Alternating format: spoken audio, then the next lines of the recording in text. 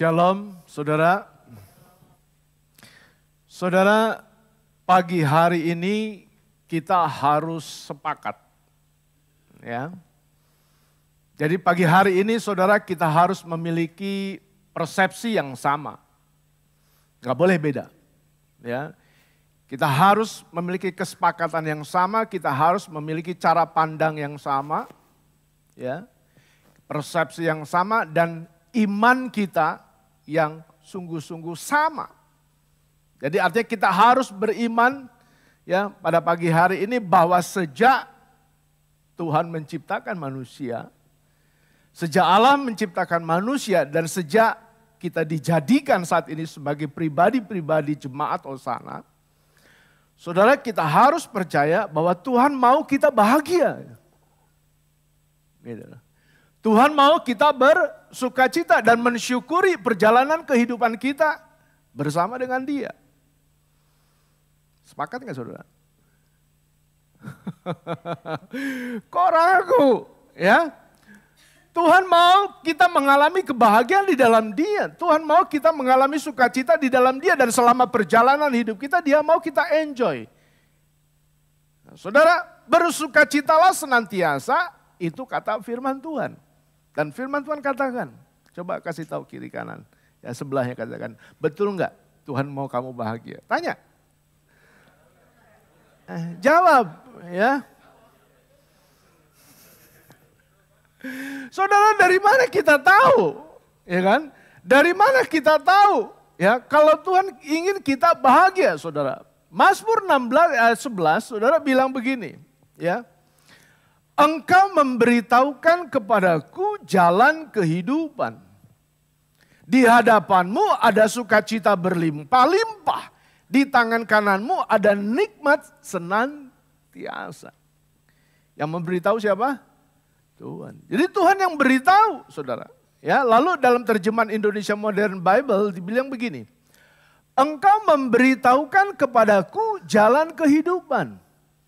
Dalam hadiratmu, dalam apa? Dalam hadiratmu ada sukacita penuh. Di tangan kananmu ada kebahagiaan senantiasa. Ya, ada apa saudara? Kebahagiaan senantiasa. Jadi nggak salah. Kalau pagi hari ini saudara bangun jam 5 pagi, siap-siap datang dari jauh-jauh. Mungkin ada yang dari Bekasi, ada yang dari Cinere, ada yang dari mana lagi? Serpong. Ya, saudara datang kemari, saudara ada di dalam hadiratnya, enggak salah saudara. Ada sukacita, ada kebahagiaan yang senantiasa yang Tuhan mau berikan buat saudara gitu loh. Ya, jadi saudara Tuhan mau saudara bersukacita, Tuhan mau saudara berbahagia dan percayalah. Ketika Tuhan memiliki kerinduan itu di dalam hatinya, apa yang kita perlukan, apa yang kita butuhkan, Dia pasti sediakan. Iya dong, ya. Karena itu saat penciptaan pun kita renungkan coba saudara. Dia ciptakan lebih dahulu apa yang kita perlukan, apa yang kita butuhkan, bukan? Ya kan? Dia ciptakan siang dan malam, Dia ciptakan langit dan laut, Dia ciptakan tumbuh-tumbuhan, Dia ciptakan bumi, semuanya. Ya, yang kita perlukan saudara. Ya. Dan Dia siapkan lebih dulu saudara. Barulah kemudian di hari ke-6 Dia ciptakan manusia. Jadi saudara, manusia ada ya setelah apa yang sesungguhnya kita perlukan, apa yang kita butuhkan itu tersedia. Saya bangga banget punya Tuhan Yesus Kristus sebagai Tuhan dan Juru Selamat. Karena Dia menyatakan kebenaran ini, saudara. Orang tua kita aja sebelum kita lahir, dia udah beliin popok. Dia udah beliin pakaian kita, Dia udah siapin susu buat makanan kita dan semua yang kita butuhkan. Amin. Ya. Orang tua kita aja menyiapkan segala sesuatu yang anaknya perlukan. Apalagi Bapa di sorga. Ya.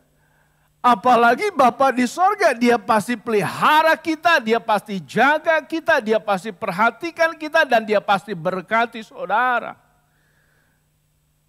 Itu Allah kita, saudara. Karena apa? Karena kita ini anak-anaknya. Kita anaknya dan dia bapak kita. Sebab itu dia akan berfirman begini kan, janganlah kamu khawatir apa yang hendak kamu makan dan kamu minum bahkan kamu pakai. Jangan khawatir. Ada alasan yang tertentu. Karena sesungguhnya Allah telah sediakan itu semua yang kita perlukan dan yang kita butuhkan. Saudara, waktu saya persiapkan ini saya bersyukur sama Tuhan. Semakin saya mensyukuri, semakin saya berbangga memiliki Allah yang kita kenal di dalam Yesus Kristus. Jadi percayalah pada prinsipnya Tuhan mau saudara bahagia. Dan luar biasanya saudara apa? Ya, saya kasih tahu. Luar biasanya saudara, saat kita mati pun kita disebut orang-orang yang berbahagia itu loh. Ya. Karena Wahyu 14 ayat 13 bilang apa? Berbahagialah orang-orang mati yang mati dalam Tuhan. Keren banget saudara, kita punya Allah itu. Saudara, jadi jangan sia-siakan.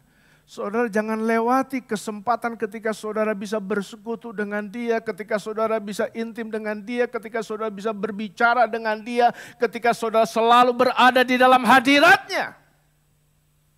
Karena dia Allah yang hidup. Roh yang hidup. Ya.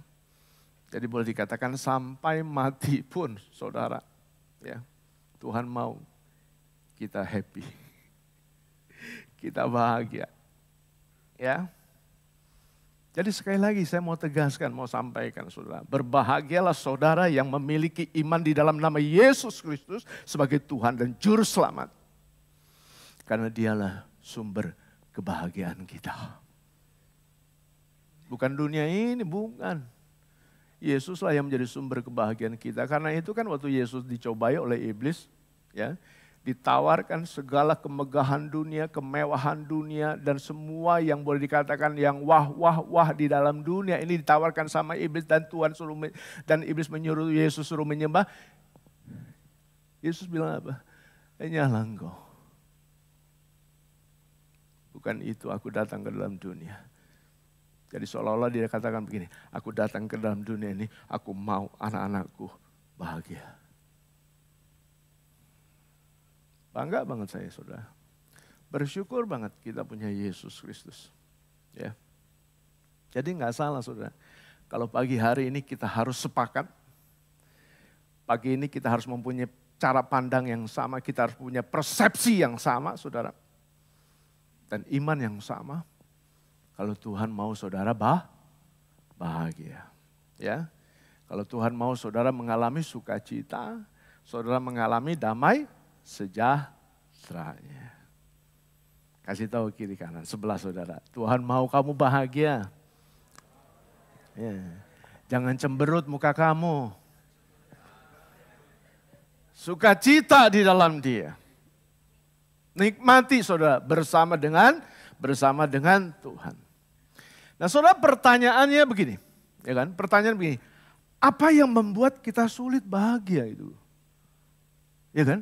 Apa yang membuat kita sulit bahagia? Kita kehilangan sukacita dan kita kehilangan damai sejahtera sehingga sampai saat ini kita terus bergumul di dalam kesusahan kita bergumul di dalam penderitaan kita bergumul dengan masalah kita yang kayaknya nggak habis-habis deh.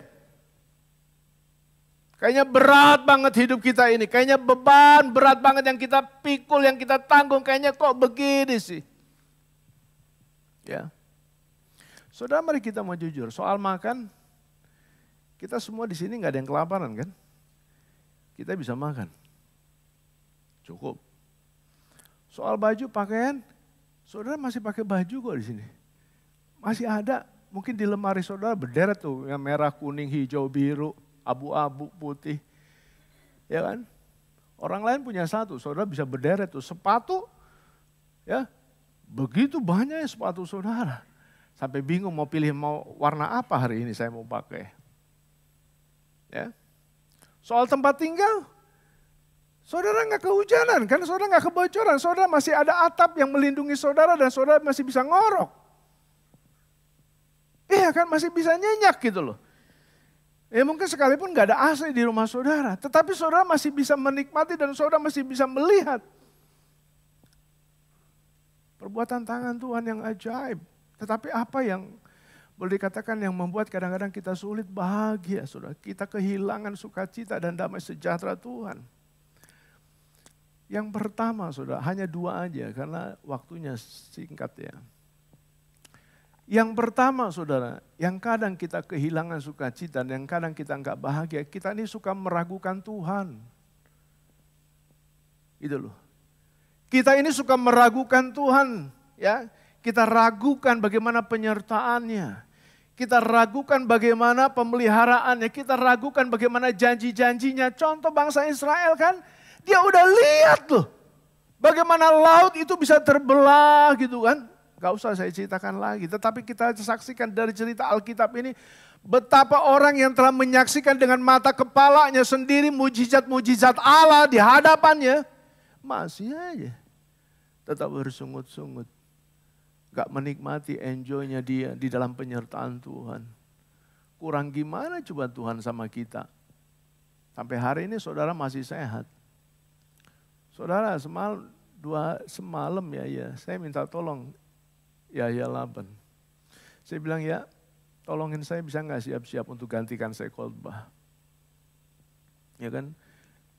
Kenapa? Dari 3 hari lalu ini saya batuk terus saudara.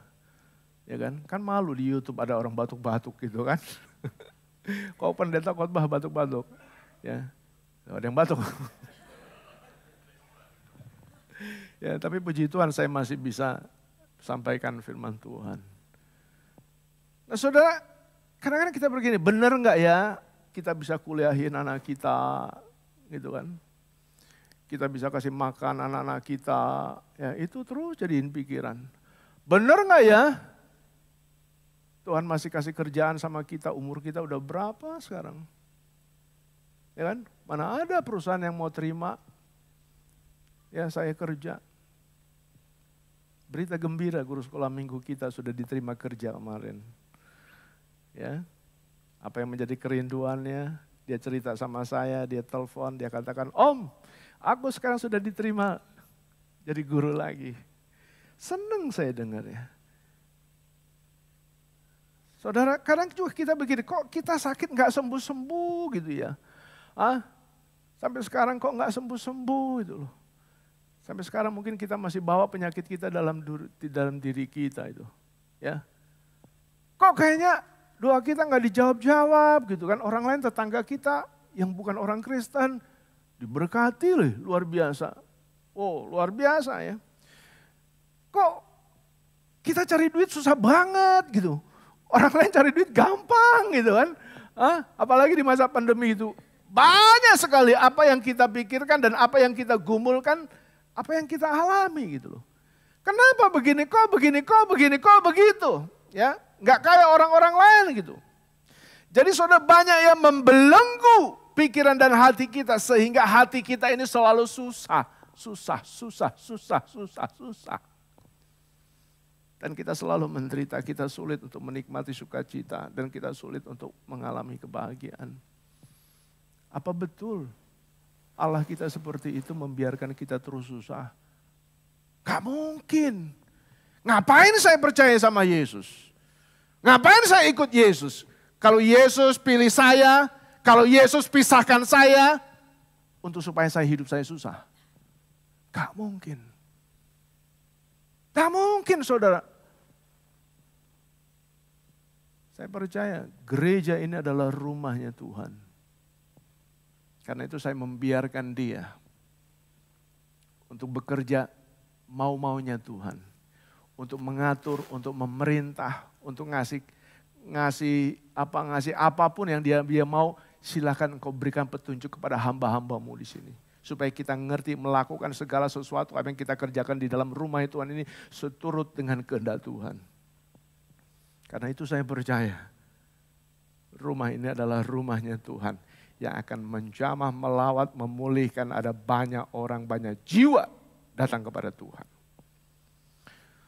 Saudara, kita sepertinya dihantui dengan rasa tidak percaya kita itu loh. Ya kan? Kita dihantui dengan rasa tidak percaya, kita ragu, bahkan kita nggak bersabar gitu kan.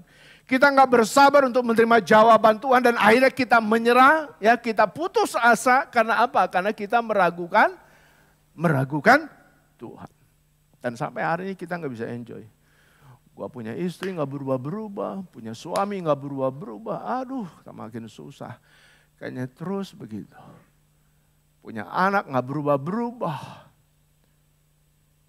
Kita selalu meragukan sesungguhnya Tuhan dapat memulihkan dan mengubahkan setiap hidup kita. Alkitab memang banyak mencatat gitu tentang janji Tuhan gitu kan. Alkitab memang mencatat banyak janji Tuhan gitu kan. Dia akan menyertai, dia akan menolong, dia akan memberkati dan dia akan menyembuhkan. Ya kan? Alkitab kan tulis seperti itu. Yeremia 30 ayat 17 bahkan tulis begini saudara. Dikatakan apa? Sebab aku akan mendatangkan kesembuhan bagimu. Aku akan mengobati luka-lukamu. Demikianlah firman Tuhan. Tapi mana janjinya? Tapi mana buktinya? Kadang-kadang kita suka begitu loh sama Tuhan. Kadang-kadang kita suka, boleh dikatakan, maaf kata gitu ya. Kita kadang-kadang suka kurang ajar. Ya kan? Berani-beraninya ngomong begitu. Kita lupakan bagaimana kebaikan Tuhan, penyertaan Tuhan, pertolongan Tuhan. Sebelum saat titik awal kita mengeluh. Iya kan? Kita lupa kebaikan Tuhan yang dulu. Dia gimana menolong kita. Menyertai kita. Ya. Dan ini yang membelenggu hati kita, pikiran kita. Sehingga kita nggak bisa happy. Kita nggak bisa enjoy. Kita nggak bisa nikmati. Dengar baik-baik saudara. Selama kita ragu akan Tuhan, ya, selama itu juga kita sulit untuk bahagia. Selama kita meragukan tentang Tuhan, selama itu juga kita nggak bisa enjoy. Karena itu pagi hari ini saya mau jemaat Hosana. Tidak meragukan dia. Ya. Saudara pernah dengar nggak tetangga saudara teriak-teriak begini ya. Rasanya gua mau mati deh gua hadapin hidup kayak gini. Betul? Ya kan? Rasanya gua mau mati nggak kuat kayaknya hidup gua kayak begini-begini. Terus saya sering dengar waktu di kampung saya saudara. Bukan tetangga, keluarga saya. Suka dengar begitu, rasanya gue mau mati. Itu, aduh, kadang-kadang jedutin kepala gitu kan. Dia alami tekanan yang berat. Sampai-sampai boleh dikatakan, ya, kita nggak ngerti lah. Ya, lebih dari sekali gitu loh. Kita dengar mungkin tetangga kita ngomong seperti itu. Tapi nggak mati-mati kan. Ya kan? Tapi nggak mati-mati kan. Karena kenyataannya gimana saudara? Karena kenyataannya Tuhan masih kasih kekuatan kok sama kita. Tuhan masih kasih kekuatan sama manusia. Karena bukankah dia janji kan begini kan? Dia janji gini, bahwa pencobaan-pencobaan yang kita alami, itu gak akan lebih dari kemampuan saudara. Saudara harus pegang ini, firman ini dalam hidup saudara. Jadi ketika saudara mengalami pencobaan, ujian, apapun saudara, saudara tetap percaya itu tidak akan melebihi kemampuan saudara. Karena Tuhan tahu kapasitas saya berapa, kapasitas Yus berapa, Denny berapa, Yona berapa, Priska berapa, beda-beda. Makanya masalahnya beda-beda. Masalahnya enggak sama. Jadi pagi hari ini saudara, mari saya ingin jemaat Hosana kita mau melepaskan ya, belenggu keraguan kita akan Tuhan. Ya. Dan ini saatnya, ya saudara, ini saatnya saudara, kita mempercayai Yesus Kristus itu Allah yang hidup. Tuhan yang hidup. Amin. Saya kasih ilustrasi ini. Dan boleh maju ke depan. Ya. Devon maju ke depan. Ya. Yus boleh maju ke depan. Mari. Ke sini, tengah sini. Gak apa-apa sini aja, gak apa-apa. Biar masuk YouTube. Saudara, ya, ini katakanlah ya Denny. Ini memang Denny, ya kan? Ya. Ini Ius sebagai pribadi yang menjalani kehidupan. Mungkin saudara pernah lihat ilustrasi ini. Ketika Ius ya menjatuhkan diri ke Denny,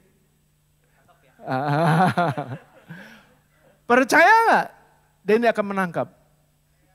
Percaya. Karena apa? Dia lebih besar. Tapi ketika yang menangkap di belakangnya lebih kecil badannya, belum tentu dia mempercayai. Oke, makasih. Ya.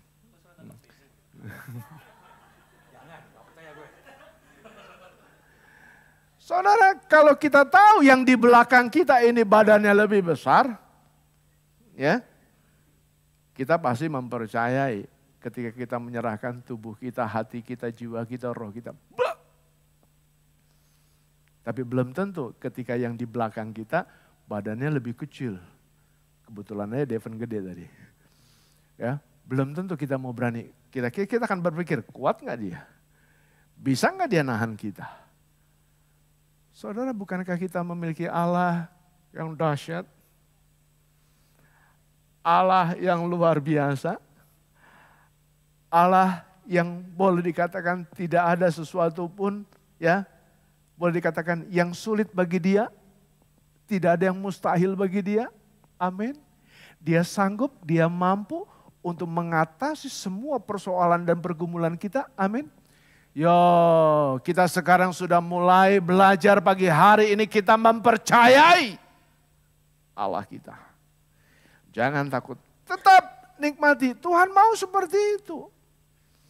Karena siapa yang ada di belakang kita, Dialah Allah yang dahsyat dan luar biasa. Persoalannya gimana caranya? Ya kan? Gimana caranya? Yakobus 1 ayat 12 bilang begini, saudara. Ya. Berbahagialah. Dan dia diawali dengan kata berbahagia, saudara. Ya. Berbahagialah orang yang bertahan dalam pencobaan. Sebab apabila ia sudah tahan uji, ia akan menerima mahkota kehidupan yang dijanjikan Allah kepada barang siapa yang mengasihi dia. Saya nggak kupas ayat ini. Tetapi dari ayat ini kita petik ya sebuah hikmat. Bagaimana caranya kita untuk bisa mempercayai Allah dalam kondisi sekarang ini. Saudara, kita harus tetap bertahan. Sekalipun saat ini apa yang kita alami, cobaan, ujian yang mungkin gak mudah kita lewati. Pendeta sih ngomong enak aja, Cahya sih ngomong enak aja. Lu gak tahu masalah gua, masalah beban hidup gua. Gak tahu, gak ngerti kan. Saudara, percayalah dia Allah yang tetap setia. Dia Allah yang tetap setia yang selalu berada dengan saudara. Jadi mari pagi hari ini saudara kita mau melepaskan belenggu kekhawatiran kita, belenggu keraguan kita akan Allah kita. Ya, zaman akhir saat ini saudara keadaan apapun yang terjadi, saudara kita tidak perlu takut dan kita tidak perlu khawatir. Ketika kita mempercayai hidup kita dengan Dia. Asal sekarang bertahan aja. Bertahan. Bertahan artinya apa? Saudara tetap jangan goyah. Ketika saudara tidak goyah berarti saudara harus berdiri di atas batu karang. Bukan di atas pasir. Kalau saudara berdiri di atas pasir maka ketika ada angin ribut, topan badai itu akan roboh kehidupan kita. Tetapi ketika kita bangun di atas batu karang yang teguh, angin topan badai apapun juga, kita akan tetap berdiri dengan kuat. Dan pada akhirnya saudara akan mengalami janjinya Tuhan. Saudara akan menerima mahkota kehidupan. Yuk kita sama-sama. Kita nggak ragu lagi ya sama Tuhan Yesus. Kita tetap percaya. Saya nggak tahu masalah saudara seperti apa. Tetapi kita mau mempercayai Dia. Kita mau mempercayai Dia. Ya. Mempercayai cerita ilustrasi mempercayai itu banyak sekali, ya, banyak sekali. Tetapi satu hal yang perlu kita benahi pada saat ini kita mulai mempercayai Dia. Karena apa? Hari-hari ke depan masalah-masalah itu akan semakin banyak menekan kehidupan anak-anak Tuhan. Karena apa? Itu kerjaannya iblis. Iblis akan mencuri, membunuh dan membinasakan akan anak-anak Tuhan supaya mereka enggak bahagia. Itu kerjaannya dia. Karena itu dia selalu berada di sekeliling kita untuk menjatuhkan hidup kita. Yuk, percaya akan dia. Mempercayai akan dia. Amin. Kasih tahu kiri kanan, mempercayai Tuhan. Ya. Yang kedua saudara, apa yang membuat saudara tidak bahagia? Itu kan. Yang kedua, apa yang kadang-kadang saudara membuat tidak bahagia dan saudara kehilangan sukacita dan damai sejahtera? Saudara masih ingat nggak cerita perumpamaan tentang anak yang hilang? Hah? Ingat? Ya. Anak bungsu ini bilang begini saudara, di Lukas 15 ayat 18 sampai 19. Dia bilang begini, aku telah berdosa terhadap sorga dan terhadap Bapa. Aku tidak layak lagi disebutkan anak Bapa. Jadikanlah aku sebagai salah seorang upahan Bapa. Saudara, saya coba menyelami perasaan dan apa yang dialami si bungsu ini, saudara. Ya, saya coba ada di posisi saat itu seperti dia alami. Dia mengingat-ingat akan dosanya, dia sadar akan kesalahannya. Bukan hanya kepada ayahnya sendiri atau bapaknya sendiri, tetapi juga dia sadar bahwa dia telah berdosa kepada Bapa di sorga. Ya. Dia telah berdosa, sampai-sampai dia katakan apa? Dia enggak layak disebutkan anak, tapi pantasnya seorang upahan, seorang pegawai dari bapaknya sendiri. Saudara bayangkan, dalam kondisi itu dia merasa hina, dia merasa kotor dan benar-benar tidak layak. Kadang-kadang ketika kita telah berbuat dosa, melakukan kesalahan, saudara masih sadar enggak? Itu salah. Kalau saudara masih sadar berarti masih benar. Roh Kudus masih ada. Tetapi kalau saudara melakukan dosa, kejahatan, apapun juga, saudara enggak menyadari bahwa itu adalah kesalahan dan dosa, berarti kemana aja saudara. Bahaya itu. Tapi kalau kita masih menyadari seperti si bungsu ini, saudara percaya. Kita lihat di ayat yang ke-18. Yang luar biasa yang dia katakan apa oleh si bungsu itu. Si bungsu katakan apa? Aku akan bangkit ya dan pergi kepada Bapakku. Wow, mudah nggak? Nggak mudah saudara. Biasanya kalau ada orang yang telah berbuat dosa, berbuat salah, berbuat jahat, biasanya dia menjauhkan diri. Biasanya dia mengumpat, biasanya dia menghindar, dia menjauhi. Dia tidak mau ada di komunitas, dia tidak mau ada dekat orang-orang yang selalu berbicara tentang kebenaran. Tetapi anak si bungsu ini enggak begitu. Si bungsu ini berkata apa? Aku akan bangkit dan pergi kepada Bapakku. Saudara, apa yang saya mau sampaikan sini? Apa yang saya mau sampaikan di sini? Begini, saya tidak bisa membayangkan. Ya, kalau si bungsu itu tidak berkata seperti itu, si bungsu itu tidak bangkit dan tidak pergi kepada bapaknya. Ya kan? Kita tidak bisa bayangkan bagaimana hidupnya. Hidupnya pasti akan terbelenggu dengan kesalahan dan dosanya. Kalau dia tidak bangkit. Dia akan tetap terus menderita. Dia akan tetap terus terpuruk. Dia akan tetap terus mengalami kesusahan. Dia akan tetap terus kehilangan damai sejahtera. Dia tidak bisa mengalami apa itu kebahagiaan. Karena apa? Karena dia tidak bangkit. Dia tidak pergi dan tidak datang kepada Bapaknya. Tetapi puji Tuhan.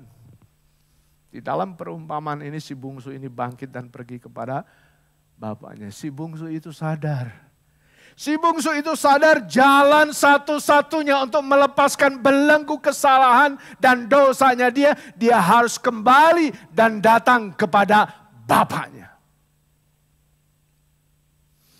Saudara jangan main-main dengan dosa. Ya, upah dosa adalah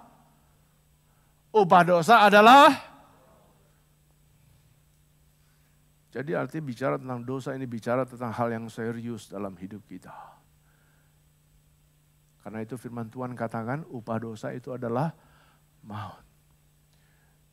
Pagi hari ini Tuhan gak mau kita menyimpan, kita membiarkan dosa itu ada di dalam hati kita, di dalam pikiran kita. Mungkin saudara gak bunuh orang, ya. Mungkin saudara gak nipu orang, tetapi perhatikan hatimu. Apakah engkau masih menyimpan kebencian? Apakah engkau masih menyimpan ketidaksukaan kepada orang-orang tertentu yang mungkin saudara memang tidak sukai? Kita nggak punya hak saudara untuk tidak menyukai siapapun mereka. Kita tidak punya hak untuk membenci orang-orang yang mungkin melukai kita. Tetapi ketika kasih bekerja dalam hati saudara, melimpah dalam hati saudara, maka saudara percayalah, saudara akan mengalami apa itu kebahagiaan sejati dari Tuhan. Kabar baik pagi hari ini saudara, ya kabar baik pagi hari ini Tuhan mau melepaskan belenggu dan kesalahan kita. Haleluya. Kita masih dikasih hidup kan? Masih bisa nafas, artinya ini kesempatan buat kita untuk membiarkan dia untuk melepaskan belenggu segala kejahatan dan dosa kita. Tuhan saat ini membuka kedua tangannya, dia ingin memeluk kita. Ya, dia tidak anti terhadap orang berdosa. Tuhan akan ampuni dan kuduskan kita. Firman Tuhan katakan dalam Yesaya 1 ayat 18 bilang apa?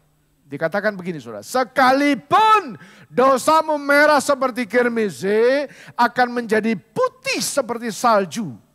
Sekalipun berwarna merah seperti kain kesumba akan menjadi putih seperti bulu domba. Ayo, pagi hari ini kita mau bangkit. Amin. Saya nggak tahu dosa apa yang saudara simpan, tetapi pasti ya Tuhan tetap menerima keberadaan setiap kita. Dia membuka tangannya buat kita semua. Bangkit kembali dan datang kepada Bapa. Hampiri dia. Dia akan ampuni dan lepaskan kita. Dan kita akan bisa menikmati sukacita, damai sejahtera dan kebahagiaan di dalam dia. Karena Tuhan mau itu. Saudara nggak mau, ya Tuhan mau saudara tidak mengalami keterikatan dalam belenggu kesalahan dan dosa apapun. Bersih. Kita harus bersih. Hati kita, pikiran kita, segala sesuatu yang ada dalam kehidupan kita. Ini perkataan kita, apapun juga kita harus bersih. Ini prinsip. Firman Tuhan katakan apa? Kuduslah kamu. Sebab aku kudus. Yo jemaat Osana, saya masih ingin ketemu kumpul sama-sama di sorga nanti dengan saudara. Saya nggak cuma mau kumpul di sini, makanya ini harus kita dengar firman Tuhan lakukan. Saya mau kita ketemu, kita beribadah lagi di sana, kita puji sembah Dia di sorga gitu. Beberapa hari yang lalu ini berturut-turut kan ada saudara-saudara kita yang sudah dipanggil pulang Tuhan lebih dulu gitu. Jadi artinya apa? Kematian itu bicara sesuatu hal yang pasti, yang tidak bisa kita hindari. Tetapi ketika saat ini pagi hari ini Tuhan mengingatkan kita tentang apa yang membelenggu hidup kita. Saudara, Tuhan mau membebaskan belenggu saudara. Tuhan mau saudara bahagia, itu. Ya. Jangan pernah berpikir gini loh saudara, Tuhan telah melupakan kita. Ya. Jangan pernah berpikir begitu saudara. Dia masih ada dan dia masih mencari kita saudara.